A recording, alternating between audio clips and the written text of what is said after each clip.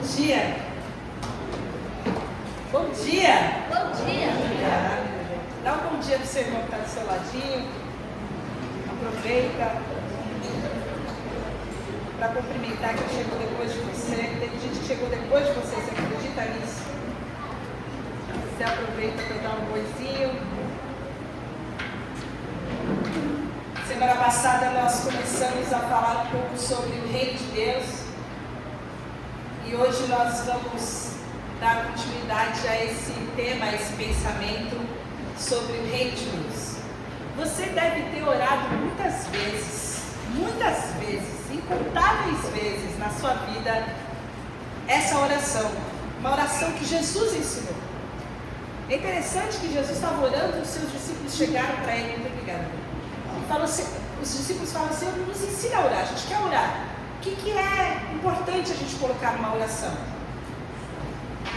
E entre todas as coisas transformadoras que existem nessa oração do Pai Nosso, que nós tivemos a oportunidade de estudarmos juntos recentemente, uma das coisas, uma das orações, uma das colocações logo no início que Jesus ensina os seus filhos, os seus discípulos a orar é: que venha o teu reino, que seja feita a tua vontade aqui na terra, assim como a tua vontade é feita no céu.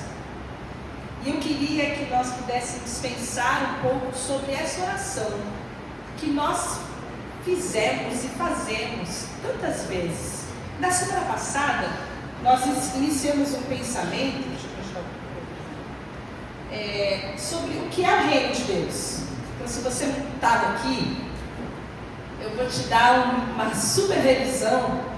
Nós falamos que o reino de Deus é onde quer que o domínio, que o governo, que a vontade de Deus esteja presente, ela impere.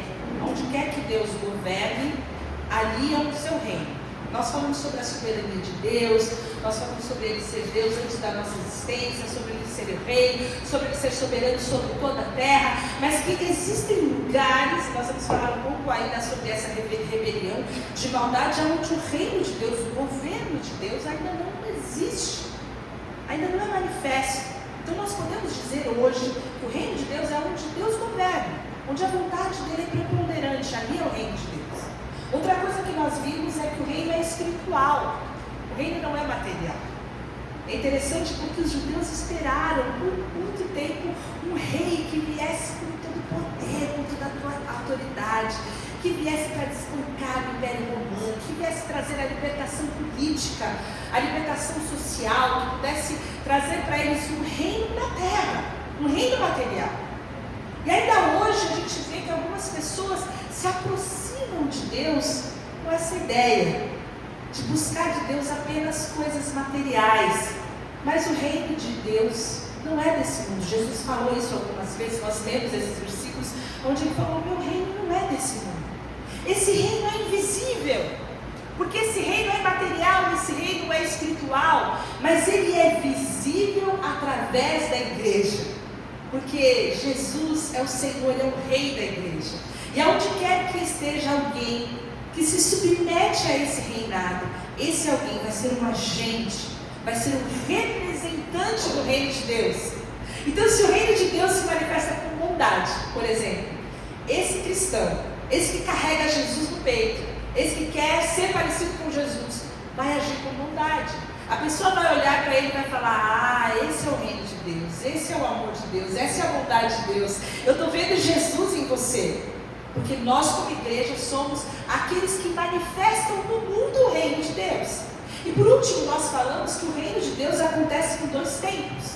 Ele acontece aqui agora, na nossa vida, quando nós somos essa igreja, esse misto de gente que deseja conhecer mais Jesus e ser um refletor da glória de Jesus, da imagem de Jesus, ser parte do corpo de Cristo, ser aquele que tem uma identidade com Jesus. Então agora o reino vai se manifestar na minha vida, mas também de uma forma única, de uma forma expressiva, permanente e eterna. Uma vez por todas, de uma única vez, o Senhor vai vir E ele vai desbancar todo aquele poder e potestade que um dia se levantou contra ele. malignidade, toda a maldade do mundo, tudo aquilo que tem prejudicado que o reino de Deus se estabeleça um dia, tudo isso vai cair e Deus vai reinar absoluto sobre todas as coisas. Nós também lemos alguns textos sobre isso. E agora a nossa principal missão é entender como que esse reino vai se manifestar na minha vida. Como que isso vai ser verdade em mim? Parece tudo tão teórico, né? Parece tudo tão bonito aqui, mas como que isso pode acontecer de verdade no meu coração? E nós vimos na semana passada que existem dois impedimentos muito fortes para que o reino de Deus se estabeleça. E o primeiro deles é a rebelião. Porque quando Deus criou o homem, a gente vai ver lá no começo de todas as coisas na sua Bíblia, lá no começo, quando Deus criou o homem, Deus criou um mundo perfeito. Deus criou um mundo sem maldade, sem egoísmo, sem violência, sem inveja, sem essas questões de dissensão que fazem com que as pessoas sejam sempre rivais, em lutas consigo mesmo, com os outros e com Deus. Deus criou um mundo perfeito. Mas o pecado entrou no mundo, e quando o pecado entrou no mundo, houve uma participação do homem numa rebelião que aconteceu lá no céu ainda. Quando um anjo, alguém que foi criado para adorar a Deus constantemente, quis ser igual a ele, e foi precipitado do céu junto com 1/3 do céu. E nós hoje chamamos de diabo, de maligno, de o inimigo. E esse inimigo se apresenta então lá no Éden para Adão e Eva e oferece a eles uma possibilidade de fazerem parte dessa rebelião, onde eles não iam mais ser sujeitos integralmente a Deus, mas eles iam ter a oportunidade de ser como Deus. Veja, o pensamento é o mesmo de Lúcifer, de ser como Deus é. Então o homem, nasce no homem ali uma fagulha de rebelião, de independência de Deus.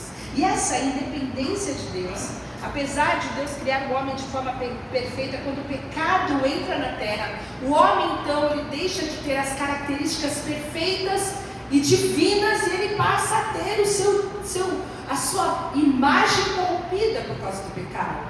E a Bíblia vai chamar a todos aqueles que não se submetem ao governo de Deus, à vontade de Deus, como filhos da desobediência.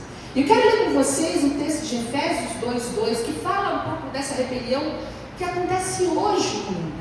O texto fala nos quais Paulo está falando com a igreja de Éfeso, falando sobre um tempo antes deles conhecerem e viverem para Jesus, e ele fala, nos quais vocês andaram outro tempo, segundo o curso desse mundo, segundo o príncipe da potestade do ar, do espírito que agora atua nos filhos da desobediência.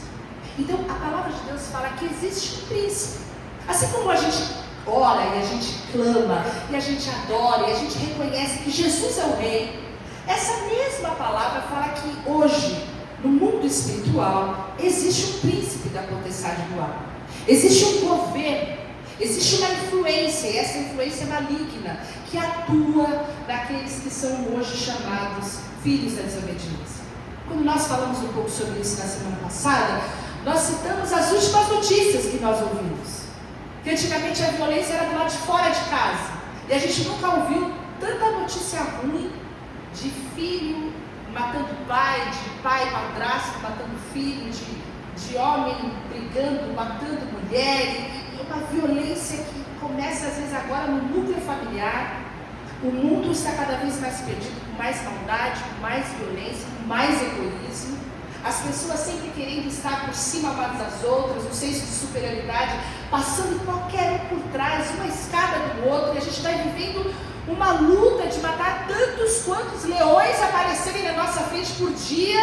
É um mundo em caos, um mundo de rebelião, um mundo que nos cerca, um mundo que nos atinge, um mundo onde você tem que pisar em ovos, senão você briga em casa, você briga no trânsito, você briga no trabalho, e quando volta para casa briga também. É um mundo de inimizade, um espírito mau que atua nos filhos da desobediência. Esse é um mundo em que a gente vive. Existe um poder, existe um domínio, existe um governo, e aonde está essa maldade, não existe o governo de Deus. Esse mal nós chamamos de pecado. E o pecado, a maldade, no coração do homem, que veio lá do início dessa rebelião, que o homem participa então, fazendo parte, engrossando as fileiras dos inimigos de Deus. eles encontram agora uma influência que está no mundo e que impede que o governo de Deus seja estabelecido. O outro impedimento é a nossa vontade, é o nosso erro. Porque o diabo tem costas largas. Se a gente puder jogar tudo nas costas dele, a gente joga. Mas a gente tem a nossa parcela, da nossa vontade, do meu jeito, da minha verdade, da minha razão. Aquela vontade de eu estar sempre no centro de todas as coisas. O meu reino, onde todos devem me servir. E quem me ama, quem de fato tem algum tipo de comprometimento comigo, vai ter que participar, viabilizar, patrocinar, compreender, facilitar os meus planos e os meus projetos, porque eu tenho meu reino.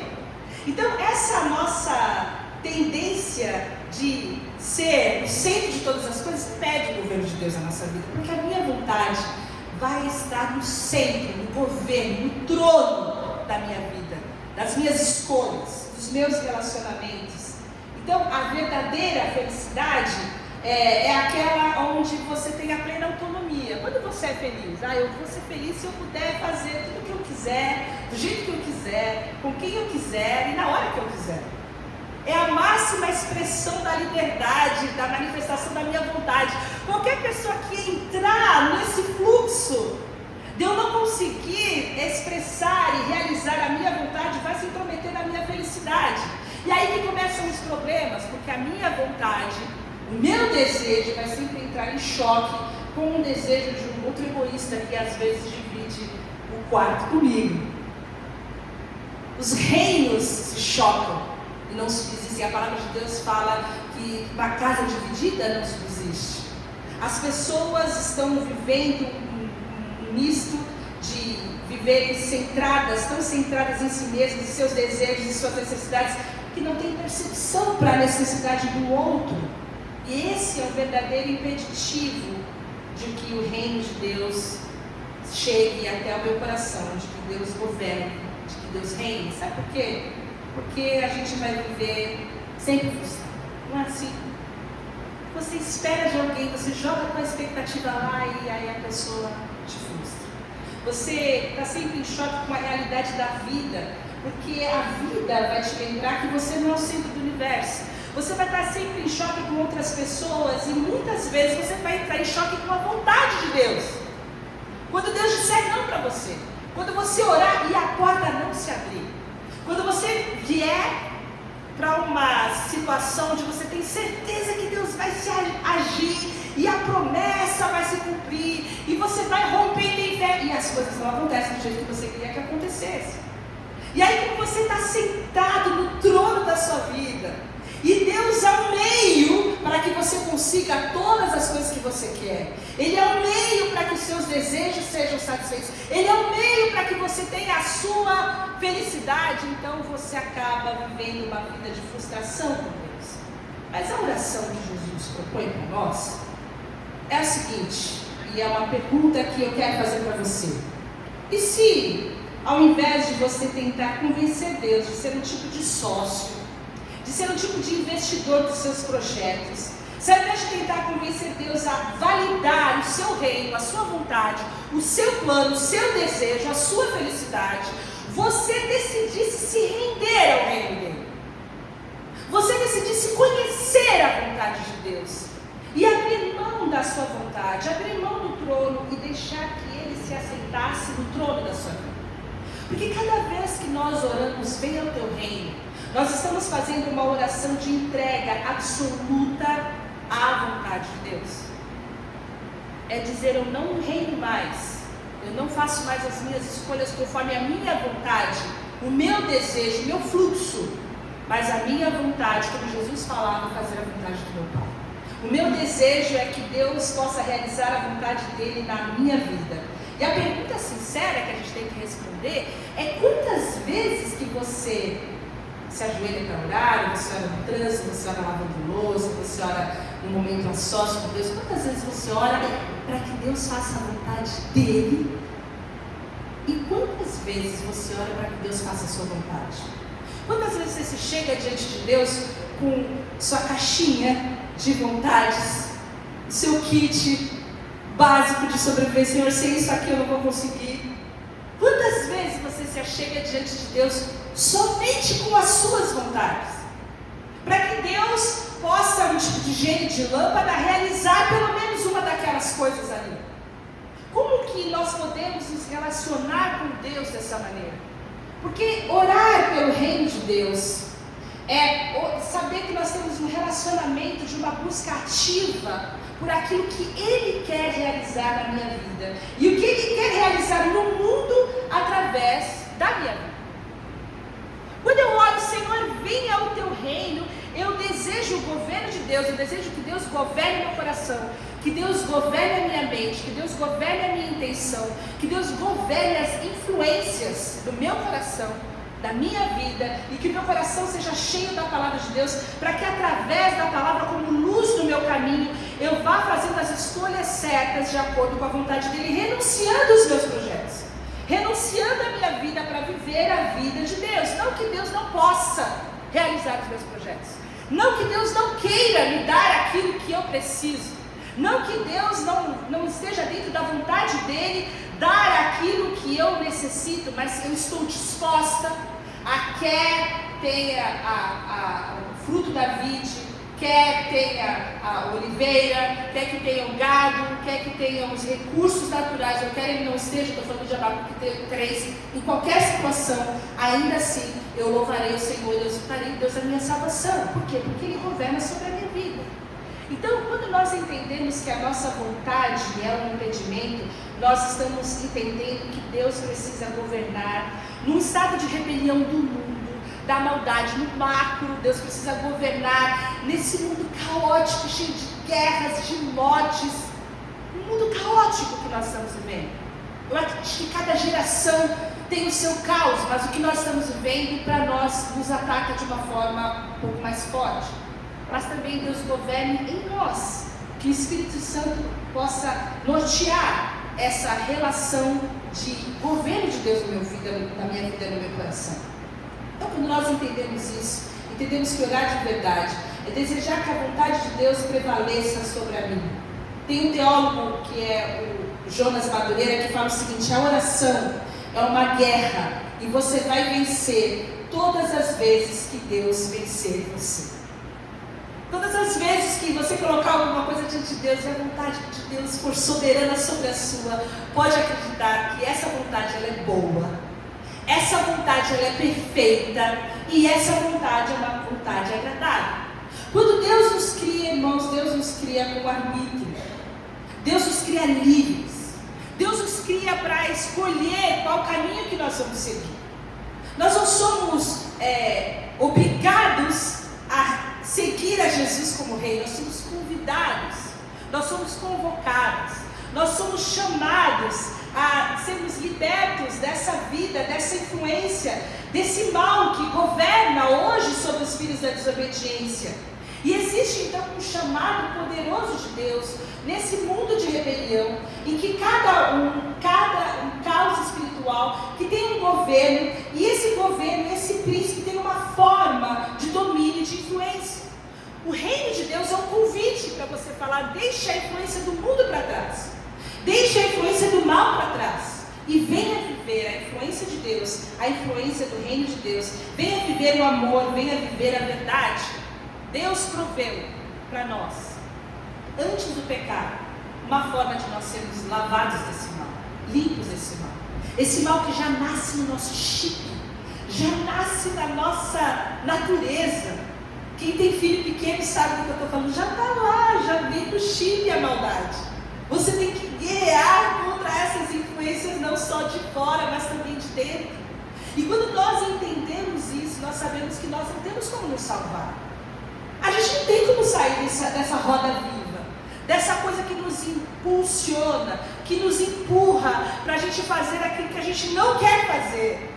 Existe uma única forma de nós sermos limpos, de nós fazermos parte do reino de Deus, que é o sangue de Jesus. Jesus morreu na cruz para nos redimir.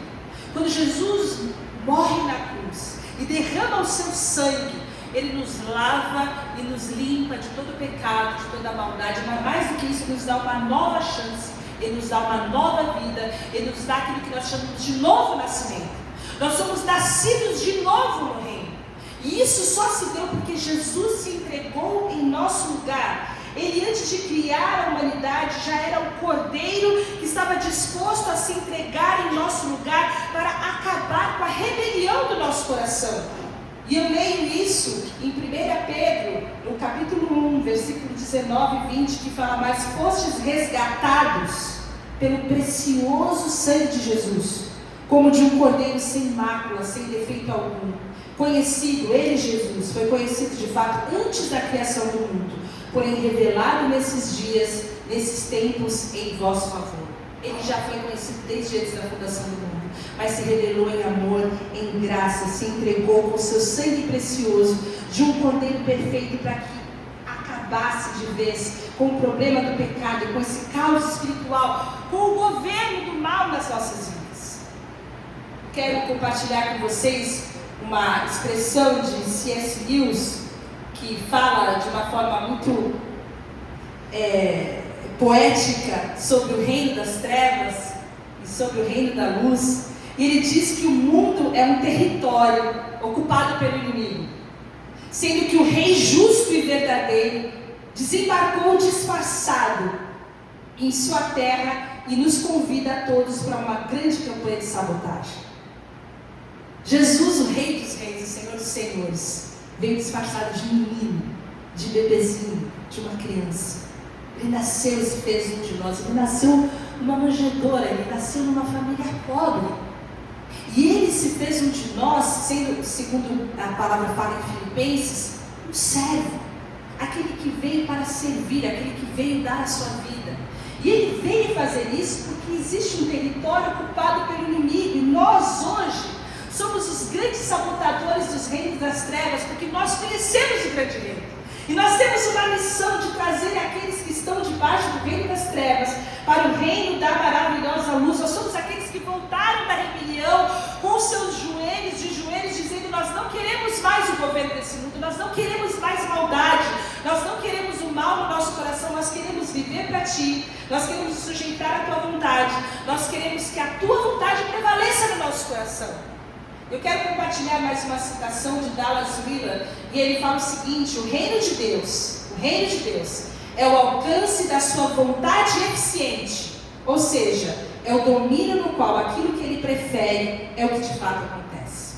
E eu pergunto para você: o que Deus prefere é o que acontece na sua vida?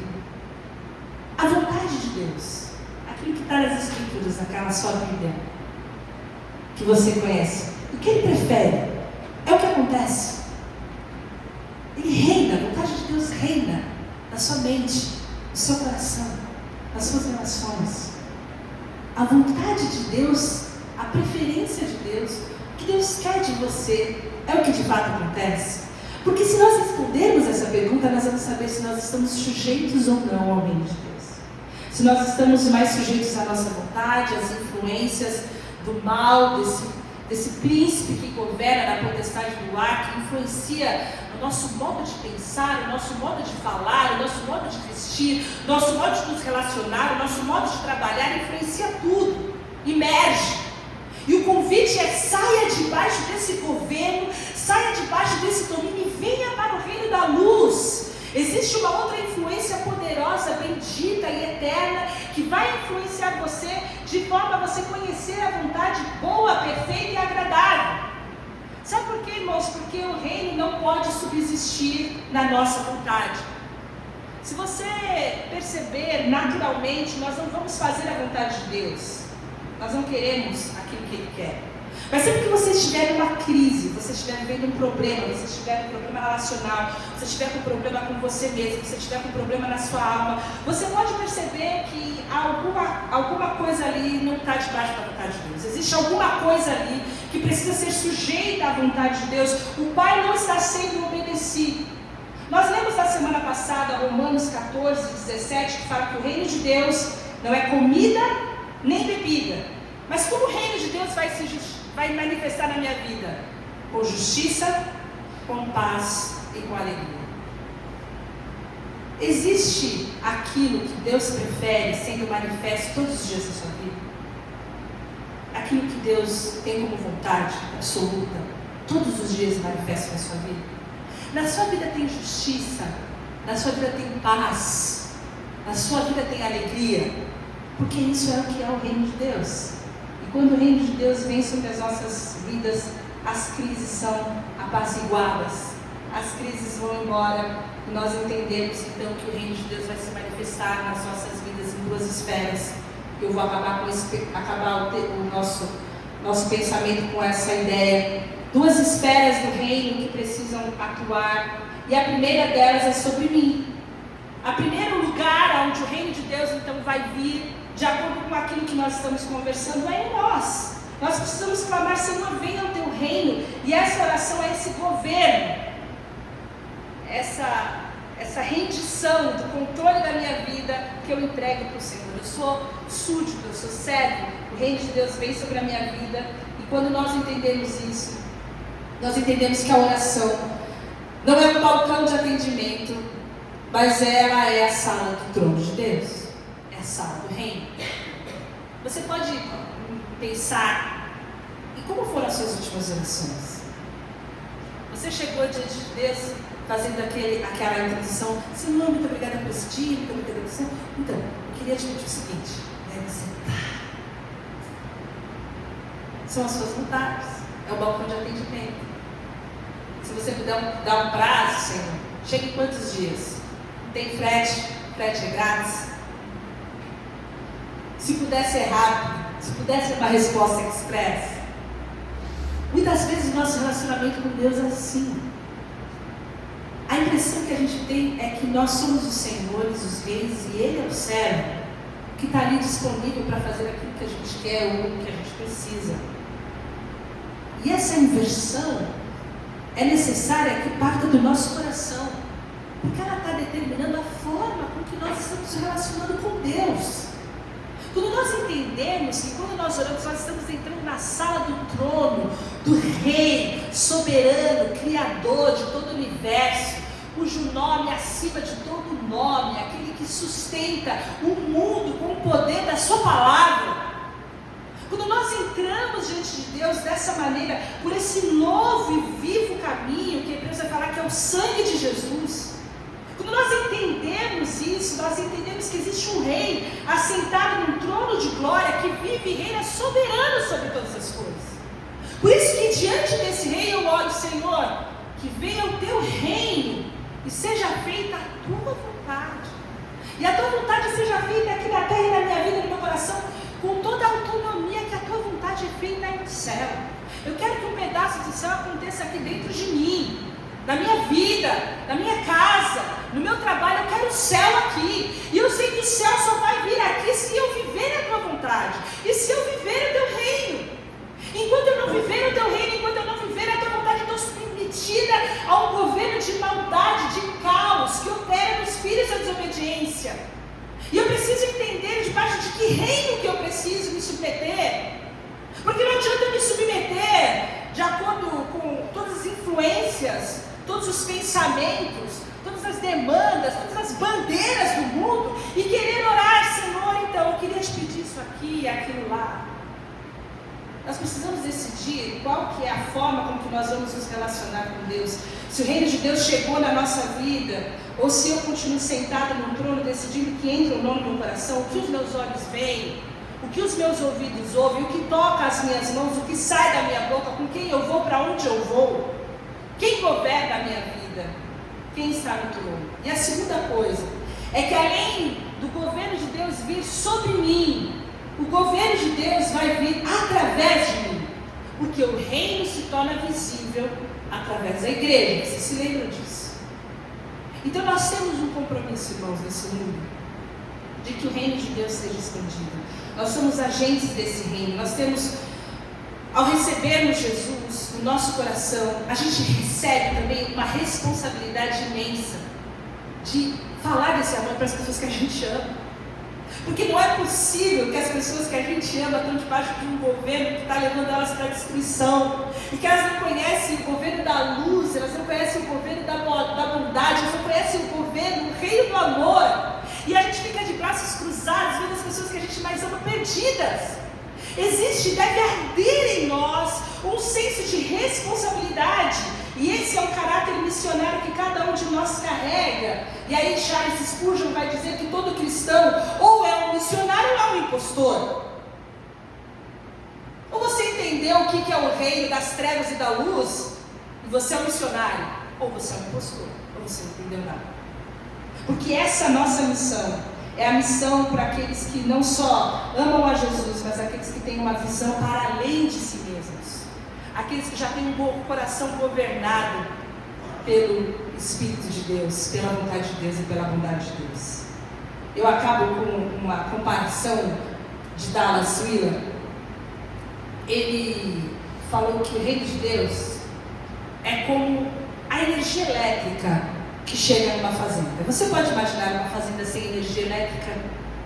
Aqueles lampiões, as mulheres batendo as roupas no tanque, todo mundo com as suas enxadas. E a gente sabe como a energia pode mudar radicalmente todas as possibilidades daquele pequeno lugar. E aí chega naquela pequena vila ali, naquela fazenda, naquele lugar, a notícia de que a energia vai chegar, de que a luz vai chegar, e aquilo vai mudar substancialmente toda a relação que eles têm com o calor, com o frio, com a luz, com a escuridão, com o armazenamento da comida deles, com a forma do trabalho, com o lazer, com a limpeza, com a sujeira, muda tudo.